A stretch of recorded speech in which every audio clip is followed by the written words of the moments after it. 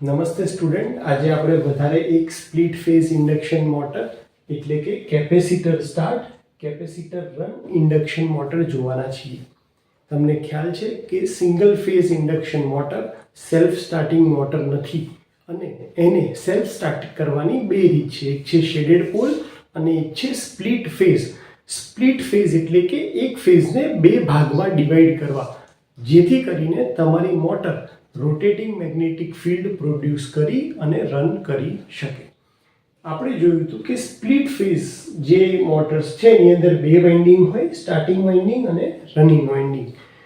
Starting winding જે છે એને ઓક્સિલરી વાઇન્ડિંગ પણ કહેવાય અને રનિંગ વાઇન્ડિંગને મેઇન વાઇન્ડિંગ કહેવાય. તો કેપેસિટર સ્ટાર્ટ એટલે કે સ્ટાર્ટ કરવા માટે આપણે કેપેસિટરની મદદ લઈએ છીએ. તો સ્ટાર્ટ કરવા માટે સ્ટાર્ટિંગ વાઇન્ડિંગ હોય છે, તો સ્ટાર્ટિંગ વાઇન્ડિંગની સાથે આપણે શું લઈએ છીએ? કેપેસિટર. તો આનાથી આપણને શેમાં મદદ મળે છે? તો કે કેપેસિટરના ફેઝને સ્પ્લિટ કરવામાં એટલે કે ભાગ પાડવામાં અને એનાથી રોટેટિંગ મેગ્નેટિક ફિલ્ડ પ્રોડ્યુસ કરવામાં મદદ મળે છે. કેપેસિટર રન એટલે કે કેપેસિટર, જો તમે આની પહેલા જોયા હોય તો બધાની અંદર એક સેન્ટ્રીફ્યુગલ સ્વિચ અહીંયા હોતી હતી, જે capacitor start capacitor run induction મોટરમાં નથી. આનો મતલબ કે કેપેસિટર પિક્ચરમાં રનિંગ કન્ડિશનમાં પણ રહેશે. સેન્ટ્રીફ્યુગલ સ્વિચ આ ટાઈપની મોટરમાં યુઝ કરવામાં નથી આવતી. સપ્લાય તમે પહેલા મેઇન વાઇન્ડિંગને આપો છો. અહીંયા પણ આપણો પર્પઝ એ જ છે કે મેઇન વાઇન્ડિંગની અંદર ઇન્ડક્ટન્સ વધારે હશે અને રેઝિસ્ટન્સ ઓછો હશે. એટલે વેક્ટર ડાયાગ્રામમાં વોલ્ટેજ અને એનાથી 90 ડિગ્રી કરતાં થોડાક ઓછા એંગલ ઉપર મેઇન કરંટ ફ્લો થતો હશે. સ્પ્લિટ ફેઝ કરવા માટે સ્ટાર્ટિંગ સાથે મેં સ્ટાર્ટિંગ વાઇન્ડિંગની સાથે શું એડ કરી દીધું? કેપેસિટર. એનાથી મને ફાયદો શું થશે? તો કે સ્ટાર્ટિંગ વાઇન્ડિંગની અંદર રેઝિસ્ટન્સ વધારે છે અને ઇન્ડક્ટન્સ કેવો છે? ઓછો. અને કેપેસિટર લગાડવાને લીધે એ કરંટ, જે સ્ટાર્ટિંગ કરંટ છે, લીડ કરશે અને એટલા માટે તમારો જે ફેઝ છે બે ભાગમાં ડિવાઈડ થઈ જશે અને બે ભાગમાં ડિવાઈડ થવાથી ટુ ફેઝ ક્રિએટ થશે. અને એટલા માટે આપણે પ્રૂફમાં પણ જોયું છે થ્રી ફેઝ ઇન્ડક્શન મોટર વખતે કે જો તમારે રોટેટિંગ મેગ્નેટિક ફિલ્ડ પ્રોડ્યુસ કરવું હોય તો કમ્પલસરી તમને ટુ ફેઝ અથવા તો થ્રી ફેઝ સપ્લાય જોશે. અને આ ટુ ફેઝ સપ્લાય બનાવવા માટે જ અહીંયા આપણે કેપેસિટરનો યુઝ કરેલ છે. પ્રશ્ન એ પણ થાય કે ભાઈ રોટેટિંગ મેગ્નેટિક ફિલ્ડ કેમ? તો તમારા કંડક્ટર જે સ્ટેશનરી છે, અહીંયા તમારે EMF પ્રોડ્યુસ કરવો હોય તો કમ્પલસરી બેમાંથી એક વસ્તુ રોટેટિંગ જોઈએ, અથવા તો કંડક્ટર અથવા તો ફિલ્ડ.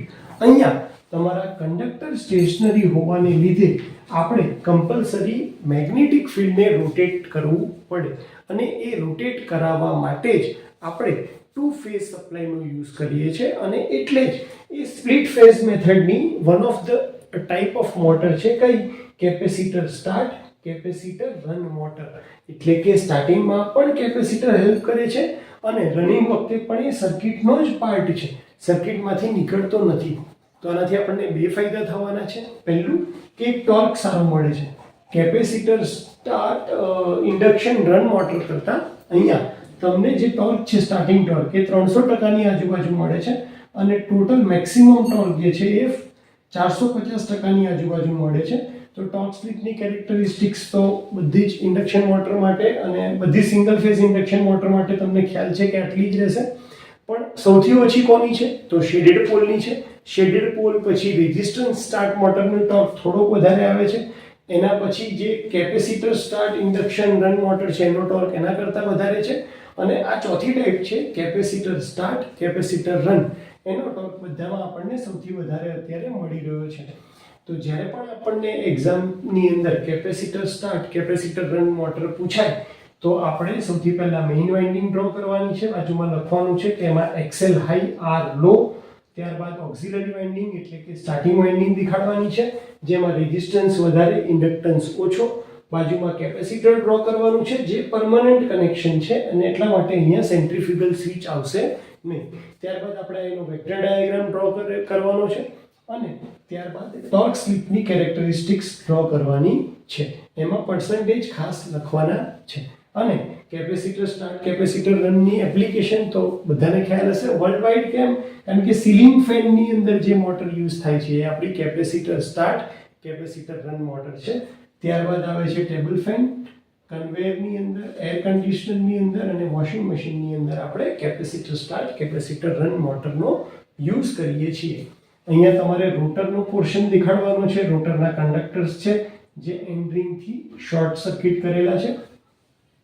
અને કેપેસિટરના બે ફાયદા કયા છે આની અંદર? તો પહેલો ફાયદો કે એ ફેઝને સ્પ્લિટ કરવામાં એટલે કે ફેઝના ભાગ પાડવામાં મદદ કરે છે કે જેનાથી રોટેટિંગ મેગ્નેટિક ફિલ્ડ પ્રોડ્યુસ થાય અને રનિંગ કન્ડિશન વખતે એ પાવર ફેક્ટર ઇમ્પ્રૂવ કરવામાં મોટરનો પાવર ફેક્ટર કે જે બાકીની 3 કેસની મોટરની અંદર પાવર ફેક્ટર લો હોય છે એના કરતાં વધારે સારો પાવર ફેક્ટર તમને આ ટાઈપની મોટર જે છે એની અંદર મળે છે.